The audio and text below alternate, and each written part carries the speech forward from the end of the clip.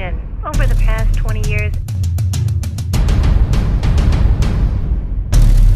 آج کی ویڈیو میں ایک بار پھر بات کرنے والے ہیں اسرائیل کے بارے میں۔ ناظرین گرامی، اسرائیل کی رات گئے جنگی طیاروں کی گھرج نے فلسطین پر بجلیاں گرا دیں۔ اسرائیلی جنگی طیاروں کی فلسطین کے خلاف شدید اور تابڑ توڑ بمباری۔ دنیا کا سب سے بڑا ایٹمی ملک برطانیہ اسرائیل کے خلاف ایک مرتبہ پھر میدان میں آ گیا۔ برطانیہ کے 61 جنگی طیارے اسرائیل میں گھس گئے۔ اسرائیل اور برطانوی طیارے آپس میں ٹکرا گئے۔ برطانیہ نے اسرائیل کے 15 سے زیادہ جنگی طیارے تباہ کر دیے۔ فلسطین کی آزادی قریب۔ مسجد الاقصی پر فلسطینی جھنڈا لہرانے کا اعلان کر دیا۔ ویڈیو میں آگے بڑھنے سے پہلے اگر آپ برطانیہ سے اور فلسطین کو سپورٹ کرتے ہیں، ہماری ویڈیو کو لائک کرنے کے ساتھ ساتھ چینل کو سبسکرائب کر کے بیل آئیکن پر ضرور کلک کر دیں۔ ناظرین گرامی، اسرائیلی وزیر اعظم نفتالی بینٹ نے اعلان کیا ہے کہ اسرائیل غزہ میں حماس کے زیر زمین اہداف پر بمباری کر رہا ہے، جس کے نتیجے میں حماس کے اسلحہ کے زیر زمین ذخائر کو تباہ کیا گیا ہے۔ ان کا کہنا تھا کہ غزہ کی پٹی میں حماس کے ساتھ محاذ رائی ختم ہونے کے قریب نہیں ہے۔ انہوں نے کہا ہے کہ میں نے کہا ہے کہ ہم حماس پر کاری ضربے لگائیں گے اور ہم یہ کر بھی رہے ہیں۔ اس کے علاوہ نفتالی بینٹ نے مزید کہا کہ حماس کے رہنما بھاری قیمت ادا کریں گے۔ ہم اپنے شہریوں اور اپنے شہریوں کی حفاظت کے لیے ہر ممکن کوشش کریں گے۔ دوسری طرف اسرائیلی چیف آف سٹاف نے دعویٰ کیا ہے کہ حماس کی زیادہ تر میزائل صلاحیتیں ختم ہو چکی ہیں۔ فوج کے ترجمان افیائی ادرائی نے ایک بیان میں اعلان کیا ہے کہ گزشتہ شب 6 فضائی اڈوں سے لگ بھگ 160 طیاروں نے غزہ کی پٹی میں تقریباً 150 اہداف پر بمباری کی، جس میں 450 میزائلوں اور بمبوں کا استعمال کیا گیا۔ ان بمباری کا مقصد زیر زمین مفادات کو متاثر کرنا ہے۔ بمباری میں غزہ شہر کے آس پاس کے شمالی اور مشرقی علاقوں میں زیر زمین اور میٹرو سروس کو نشانہ بنایا گیا۔ انہوں نے مزید کہا کہ یہ سرنگیں حماس کے لیے ایک تصاویراتی خزانہ ہیں۔ ان پر بمباری کے نتائج دن کے اوقات میں واضح ہوں گے۔ انہوں نے بات آگے بڑھاتے ہوئے کہا ہے کہ شمالی غزہ کی پٹی میں کئی کلومیٹر سرنگوں کو زبردست دھچکا لگا ہے۔ غزہ اور اسرائیل کے مابین تشدد کا سلسلہ مسلسل تیسرے مہینے میں جاری رہا ہے، جس میں اب تک 300 سے زیادہ فلسطینی شہید اور 9000 زخمی ہو چکے ہیں۔ اس کے علاوہ اسرائیلی جنگی طیاروں کی شدید بمباری کے بعد برطانیہ کے 61 سے زیادہ جنگی طیارے اسرائیل میں گھس گئے۔ اسرائیلی اور برطانوی طیارے آپس میں ٹکرا گئے۔ اسرائیل نے برطانیہ کے آپس میں ٹکرانے کے بعد اسرائیل کے 5 سے زیادہ جنگی طیارے تباہ کر دیے۔ فلسطین کی آزادی قریب ہے۔ دوسری جانب برطانوی وزیر اعظم بورس جانسن کا کہنا ہے کہ فلسطین میں اسرائیلی ظلم و بربریت کے خلاف اگر پوری دنیا خاموش بھی ہو جائے تب بھی ہم اس کے ظلم کے خلاف آواز اٹھاتے رہیں گے۔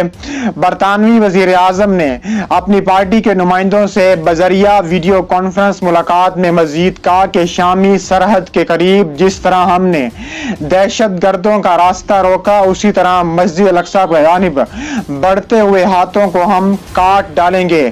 انہوں نے مزید کہا کہ میں نے بعض عالمی رہنماؤں سے رابطہ کیا جنہوں نے ہمارے موقف کی مکمل تائید کی ہے۔ اسرائیل کے فلسطینی شہر القدس میں برپا مظالم کے خلاف آواز اٹھانا ناموس انسانیت کا فرض ہے۔ اسرائیل کی جانب سے ڈھائے جانے والے مظالم پر خاموش رہنے والوں کو یہ یاد رکھنا چاہیے کہ ایک دن ان پر بھی وقت آ سکتا ہے۔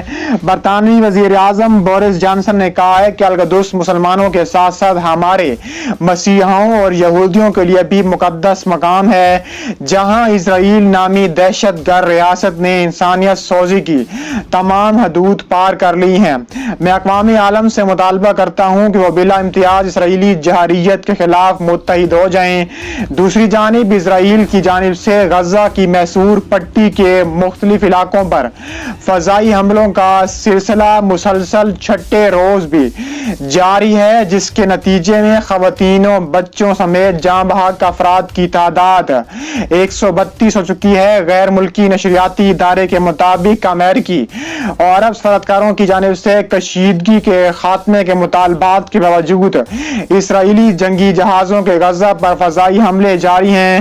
فلسطین کے طبی حکام کا کہنا ہے کہ شمالی غزہ پر فضائی حملے میں 4 افراد جاں بحق ہوئے۔ فلسطین کے طبی حکام کا کہنا تھا کہ غزہ میں پیر سے اب تک 32 بچوں اور 21 خواتین سمیت 132 افراد جاں بحق، 950 زخمی ہو چکے ہیں۔ دوسری جانب حماس کا اسرائیلی فضائی حملوں کے جواب میں راکٹ حملوں کا سلسلہ جاری ہے۔ اسرائیل کے 2 اہم جنوبی شہروں میں غزہ سے راکٹ حملوں کے انتباہ کے سائرن بجائے گئے۔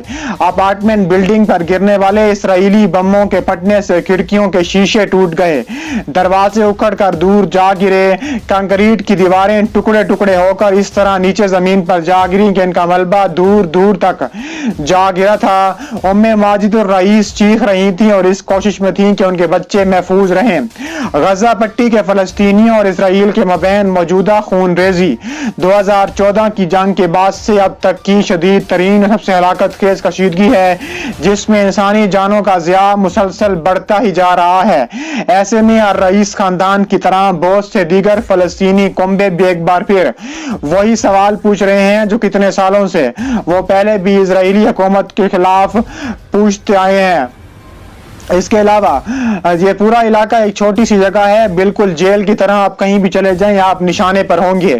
2 ملین کی آبادی والے ساحلی پٹی غزہ پٹی تقریباً 2 ملین کی بہت گنجان آباد والا چھوٹا سا ساحلی علاقہ ہے، جہاں فضائی حملوں کی صورت میں تنبیہ کے لیے نہ تو سائرن بجتے ہیں، نہ ہی وہاں کوئی محفوظ پناہ گاہیں ہیں۔ اس تنازع کے دوران گزشتہ برسوں میں اقوام متحدہ کی طرف سے بنائی گئی پناہ گاہوں پر بھی حملے کیے گئے تھے۔